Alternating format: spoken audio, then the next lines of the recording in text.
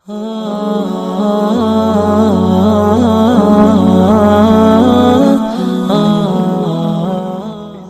الله الرحمن الرحيم وقضى ربك اور فیصلہ کیا ہے تیرے رب نے اللہ تعبدوا الا ایاہ کہ عبادت نہ کرو مگر اسی کی وبالوالدین احسانا اور والدین سے اچھا سلوک کرو اما یبلغن عندک الکبر اگر وہ پہنچ جائے تیرے سامنے بڑھاپے کو احدہما ان میں سے ایک او کلاہما یا دونوں فلا تقل لہما تو ان کو اف مت کہو ولا تنہرہما اور ان کو نہ ڈانٹو وقل لہما قولا کریما اور کہو ان کے سامنے بات ادب سے واخفض لہما جناح الذل اور جھکا دو ان کے سامنے جناح الذل بازو عاجزی کا من الرحمت نیازمندی سے وقل رب ارحمہما اور کہو اے میرے رب ان دونوں پر رحم فرما کما ربیانی صغیرا جس طرح انہوں نے میری تربیت کی بچپن میں ربکم اعلم تمہارا رب خوب جانتا ہے بما فی نفوسکم جو تمہارے نفسوں میں ہے ان تکونوا صالحین اگر تم ہو نیکی کرنے والے فإنہ کان للأوابین غفورا تو بے شک وہ رجوع کرنے والوں کے لیے بخشنے والا ہے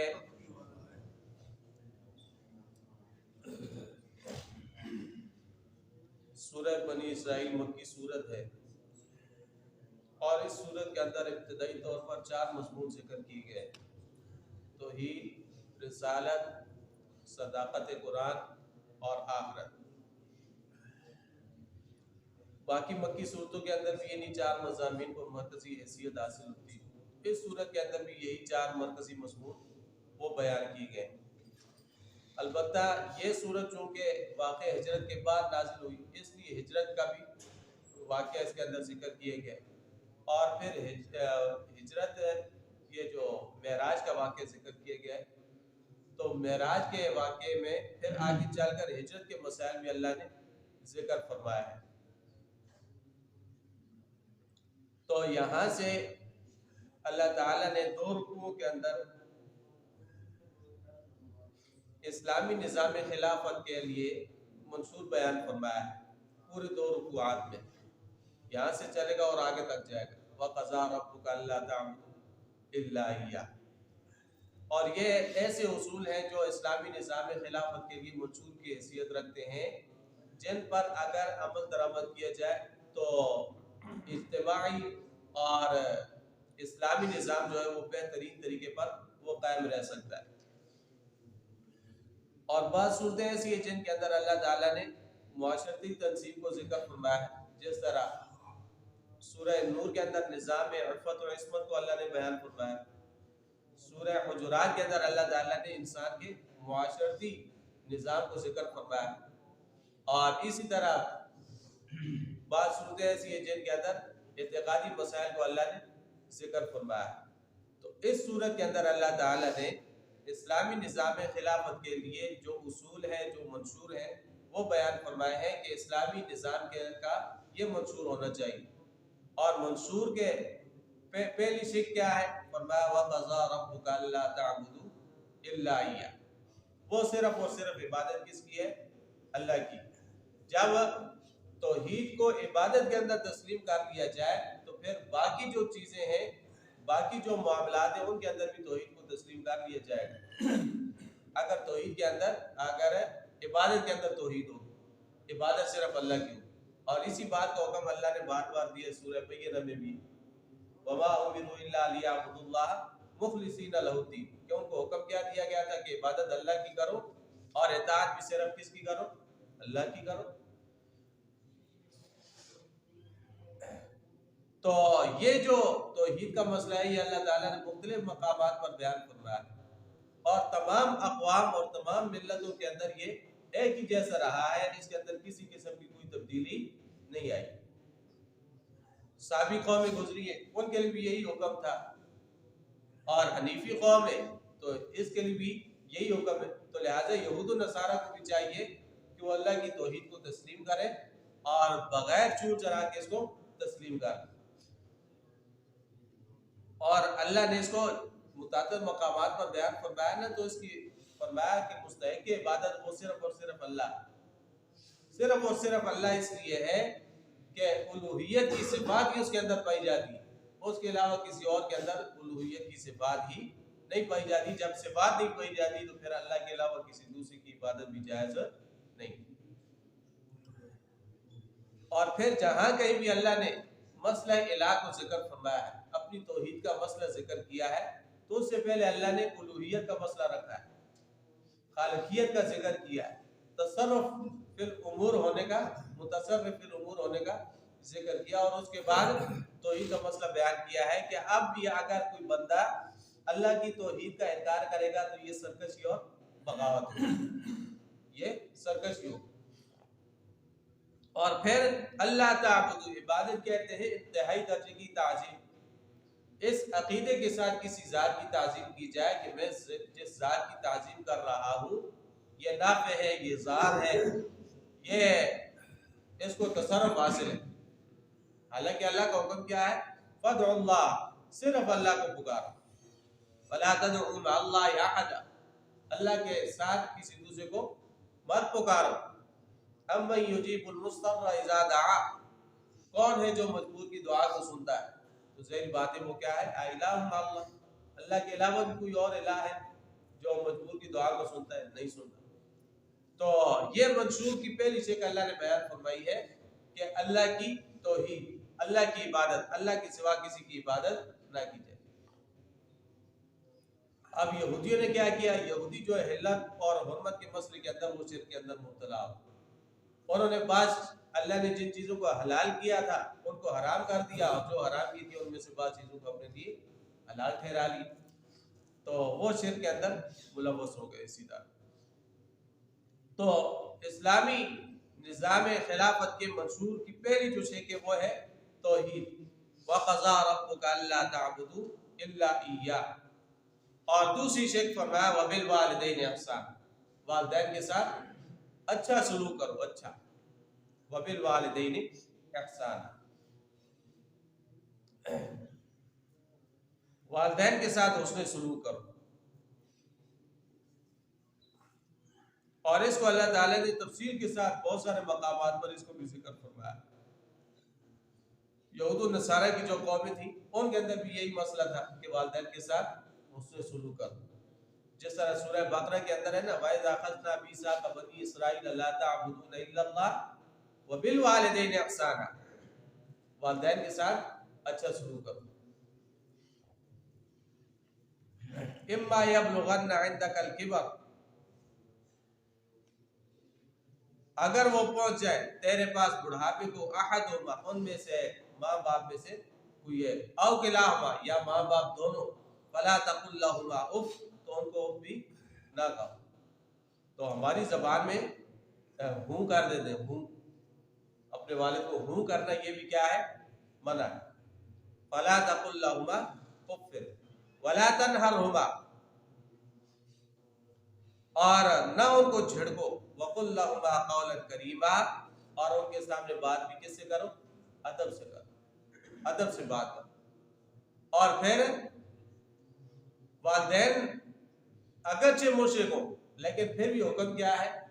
ادب سے ان سے بات کی جائے، ان کا خیال رکھا جائے، ان کی ضرورتوں کا خیال رکھا جائے۔ والدین کے ساتھ حسن سلوک یہی ہے، اگر وہ محتاج ہے تو ان کی مالی معاونت کی جائے، اگر وہ محتاج نہیں ہے تو پھر دیگر خدمات جو ہیں ان کی وہ سر انجام دی جائے، اور خدمات ہیں وہ انجام دی جائے۔ اور اسی طرح والدین اگر اللہ کی نافرمانی کو حکم کرتے ہیں تو اس کی اللہ نے قید لگائی ہے کہ ایسی باتوں کے اندر پھر والدین کی بات کو تسلیم نہیں کیا جائے گا۔ اگر وہ کہے کہ کفر کرو، شرک اختیار کرو، بدعت کرو، یا شریعت کے مزاج کے خلاف کوئی کام کرو، تو ایسا کام کرنے کی پھر اجازت نہیں، ورنہ عام جو حالات ہوں تو ان کے اندر فرمایا کہ اپنے والدین کے ساتھ وَصَاحِبْهُمَا فِي الدُّنْيَا مَعْرُوفًا، دنیا میں ان کے ساتھ اچھی زندگی گزار۔ اور پھر والدین اگرچہ مشرک ہوں لیکن پھر بھی ادب وہ ضروری ہے۔ صدیق اکبر رضی اللہ تعالیٰ عنہ کی بڑی صاحبزادی حضرت اسماء رضی اللہ تعالیٰ عنہ، ان کی والدہ کو حضرت ابوبکر صدیق رضی اللہ تعالیٰ عنہ نے چھوڑ دیا تھا، طلاق دے دی تھی، اور وہ مشرکہ تھی۔ پھر جب صلح حدیبیہ کا موقع آیا تو اس وقت یہ مدینہ منورہ آئی، مشرکہ تھی، مدینہ منورہ آئی۔ سیدہ عائشہ صدیقہ رضی اللہ تعالیٰ عنہ نے نبی علیہ السلام سے فرمایا کہ میری والدہ جو ہے یہ مدینہ منورہ آئی ہے وہ مشرکہ، شرک وہ کرتی ہیں، ہے وہ مشرکہ لیکن ہے میری ماں، تو کیا میں ان کے ساتھ صلہ رحمی کروں یا نہ کروں، اس حال میں کہ وہ کیا ہے؟ مشرکہ ہے۔ تو آپ علیہ السلام نے فرمایا سلی امو کے، اپنی ماں کے ساتھ صلہ رحمی کرو۔ تو والدین اگرچہ مشرک ہو لیکن پھر بھی ان کے ساتھ ادب سے بات کرنا یہ کیا ہے؟ ضروری، یہ شریعت کا حکم۔ وَخْفِضْ لَهُمَا جَنَاحَ الذُّلِّ، اور جھکا دو ان کے سامنے عاجزی کے بازو، من الرحمت، نیازمندی سے۔ ایک تو ان کو جھڑکو بھی نہیں، اونچی آواز سے بات بھی نہ کرو، اور پھر ان کے سامنے اپنے بازو کو جھکاؤ، یعنی اپنے آپ کو ہر وقت ان کی خدمت کے لیے تیار رکھو۔ وَقُلْ رَبِّ ارْحَمْهُمَا كَمَا رَبَّيَانِي صَغِيرًا، اور ساتھ یہ دعا مانگو کہ اللہ ان دونوں پر، میرے والدین پر رحم فرما جس طرح انہوں نے بچپن میں میری تربیت کی۔ اب انسان جب پیدا ہوتا ہے تو سب سے پہلا قرب انسان کو کس سے حاصل ہوتا ہے؟ والدین سے ہوتا ہے نا، والدین کی گودی میں یہ پرورش پاتا ہے، والدین ہی اس کی تربیت کرتے ہیں۔ اس لیے انسانی معاشرے کے جو حقوق ہیں وہ حقوق بھی والدین سے شروع ہوتے ہیں، وہ حقوق والدین سے شروع ہوتے ہیں۔ کوئی بندہ اپنے والدین کو چھوڑ کے دوسروں کا ادب احترام کرتا رہے، والد کا احترام نہیں کرے، سب سے پہلا قرب جس کا اس کو ملا ہے، سب سے پہلے تربیت جنہوں نے کی ان کو جب اسی طرح چھوڑ دے گا تو اوروں کے سامنے پھر اچھا بننے کی کیا ضرورت ہے؟ تو انسان کو اپنے والدین کے سامنے عاجز رہنا چاہیے، ان کی باتوں کو تسلیم کرنا چاہیے، اور اگر کوئی جائز مطالبہ کرے تو اس جائز مطالبے کو پورا بھی کرنا چاہیے۔ وَاخْفِضْ لَهُمَا جَنَاحَ الذُّلِّ مِنَ الرَّحْمَةِ وَقُلْ رَبِّ ارْحَمْهُمَا كَمَا رَبَّيَانِي صَغِيرًا، ان کے لیے دعا کرنی چاہیے کہ اللہ اس پر، آپ اس بڑھاپے کے اندر ان پر رحم فرما۔ تو بسا اوقات اس طرح ہوتا ہے کہ والدین بوڑھے ہو جاتے، اولاد تنگ پڑ جاتی، اور بعض بدبخت ایسے ہوتے ہیں جو صرف جائیداد کے لیے اپنے والدین کو قتل بھی کر دیتے۔ آپ دیکھ لیں میڈیا میں، صرف مال کی خاطر، جائیداد کی خاطر۔ اور بعض ایسے ہوتے ہیں جو والدین دوسری شادی کا مطالبہ کرتے ہیں تو جوان اولاد کہتی خبردار شادی نہیں کرنی، اس کو ضرورت ہے بھائی، اس کا حق ہے، لیکن اولاد کہتی ہے کہ نہ، یہ دوسری شادی نہ کرے۔ اگر اس سے بھی اس کی اولاد ہوگی تو جائیداد جو ہے وہ تو ادھر ہی تقسیم ہو جائے گی، ہمیں کیا ملے گا؟ تو والدین کا جو ہے نا پوری طریقے سے احترام ہمارے معاشرے کے اندر نہیں کیا جا رہا۔ جب بوڑھے ہو جاتے تو یا تو ان کو پھر گھر سے نکال دیا جاتا ہے، بچوں کو بچے تنگ ہوتے ہیں، یہ کھانستا ہے، یہ فلاں کرتا ہے، فلاں کرتا ہے، بچے ڈسٹرب ہوتے ہیں، گاڑی سے نکال دیا، یا پھر الگ تھلگ کمرہ دے دیا، بس اس کے اندر زندگی کا۔ تو والدین کے بہت بڑے حقوق ہیں۔ آپ علیہ السلام کے پاس ایک صحابی آئے اور آ کے کہا کہ اللہ کے رسول، والدین میں سے میں کس کے ساتھ زیادہ اچھا سلوک کروں؟ تو آپ علیہ السلام نے فرمایا اپنی ماں کے ساتھ۔ دوسری مرتبہ پھر اس نے پوچھا تو آپ نے پھر فرمایا ماں کے ساتھ۔ تیسری مرتبہ پھر فرمایا ماں کے ساتھ۔ چوتھی مرتبہ پوچھا تو اپنے باپ کے ساتھ سلوک۔ تو والدہ کا حق وہ اس سے بھی زیادہ ہے، اس لیے کہ والدہ تکالیف بہت زیادہ اٹھاتی، خیال بہت زیادہ رکھتی، تو والدہ کا حق زیادہ ہے۔ تو بہرحال والدین کے ساتھ حسن سلوک کرنا یہ اسلامی نظام خلافت کا منشور کا کی دوسری شکل۔ ہمارے معاشرے کے اندر اس چیز کی بہت زیادہ کمی ہے۔ ہم اپنی اولادوں کو دین کی طرف لگاتے نہیں، دنیا پڑھا دیتے، صرف دنیا پڑھا دیتے، دنیا بھی پڑھایا اور ساتھ دینی تربیت بھی ضروری ہے۔ جب دین اولاد کے اندر نہیں ہوگا تو پھر وہ اولاد آپ کی خدمت گار نہیں بنے گی۔ دنیا بھی ہو اور ساتھ دین بھی ہو، جس طرح دنیا سکھاتے ہیں اسی طرح دین بھی سکھائیں۔ اب ہماری حالت یہ ہوتی ہے کہ ہم 8 گھنٹے سکول کے لیے نکالتے اور آدھا گھنٹہ مسجد کے لیے نکالتے، اور پھر جب بچوں کے پیپروں کے دن آ جاتے پھر تو مسجد سے بھی چھٹی ہو جاتی۔ تو یہ ہماری دینی تربیت کا حال ہے۔ اور پھر جو ہے گلے شکوے یہ ہوتے ہیں کہ اولاد بات نہیں مانتی، اولاد نافرمان ہے، اولاد نے تنگ کیا ہے۔ بھائی آپ نے تربیت ہی نہیں کی، دین ہی ان کو نہیں پڑھایا ہے، والدین کے حقوق ہی ان کو نہیں بتایا، تو وہ کس طرح وہ والدین کے حقوق کو ادا کریں؟ تو اس لیے جس طرح دنیا کی تعلیم ضروری ہے، اسی طرح دین کی تعلیم اس سے زیادہ ضروری ہے، جو دنیا کے اندر بھی کام آتی ہے اور آخرت کے اندر بھی انسان کو کامیاب کر دیتی۔ تو فرمایا رب ارحمہما کما ربیانی صغیرا، اس طرح دعا کرنا۔ ربکم اعلم بما فی نفوسکم، تمہارا رب خوب جانتا ہے جو تمہارے نفسوں کے اندر ہے، تمہارے ایمان کو، تمہاری فرمانبرداری کو، نافرمانی کو، تمہاری اطاعت کو، یہ سب کچھ اللہ تعالیٰ خوب جانتا ہے۔ ان تکونوا صالحین، اگر تم نیکی کرنے والے ہو فإنہ کان للأوابین غفورا، تو اللہ تعالیٰ رجوع کرنے والوں کو بخشنے والا ہے۔ اور رجوع الی اللہ کرنا یہ انبیاء کی صفت۔ حضرت داؤد علیہ السلام کے بارے میں اللہ نے فرمایا انہ اواب، یہ رجوع کرنے والے تھے۔ ایوب علیہ السلام کے بارے میں فرمایا نعم العبد، کیا ہی اچھا بندہ ہے، انہ اواب۔ ابراہیم علیہ السلام کے بارے میں فرمایا ان ابراہیم لحلیم اواب منیب، ابراہیم علیہ السلام بردبار بھی تھے اور اللہ کی طرف رجوع کرنے والے بھی تھے۔ آپ علیہ السلام نے ایک دفعہ لوگوں کو دیکھا چاشت کی نماز ادا کر رہے ہیں، چاشت کی، تو آپ علیہ السلام نے فرمایا یہ جو چاشت کی نماز ہے نا، یہ رجوع الی اللہ رکھنے والوں کی، جو اللہ کی طرف رجوع کرتے ہیں یہ ان کا خاصہ ہے، وہ یہ نماز ادا کرتے ہیں، چاشت کی نماز جو 9-10 بجے ادا کی جاتی ہے، اور اس کی کم سے کم 2 رکعتیں اور زیادہ سے زیادہ 8 اور 12 رکعتیں بھی انسان پڑھ سکتے ہیں۔ آپ علیہ السلام نے عموماً اپنی زندگی کے اندر 4 رکعت چاشت کی نماز ادا فرمائی۔ البتہ فتح مکہ کے موقع پہ پھر آپ علیہ السلام نے 4 کے بجائے 8 رکعت نماز ادا فرمائی۔ اسی طرح مغرب کے بعد جو نفل ادا کیے جاتے ہیں، اوابین، اوابین، اوابین کا معنی ہی رجوع کرنے والا۔ تو فرمایا اگر تم نیکی کرنے والے ہو فإنہ کان للأوابین، تو بے شک وہ رجوع کرنے والوں کے لیے اللہ تعالیٰ کیا ہے، غفورا، بخشنے والا۔ اللہ جل شانہ ہمیں شریعت کا علم اور اس کے مطابق عمل نصیب۔ وَلَقَدْ يَسَّرْنَا الْقُرْآنَ لِلذِّكْرِ فَهَلْ مِن مُّدَّكِرٍ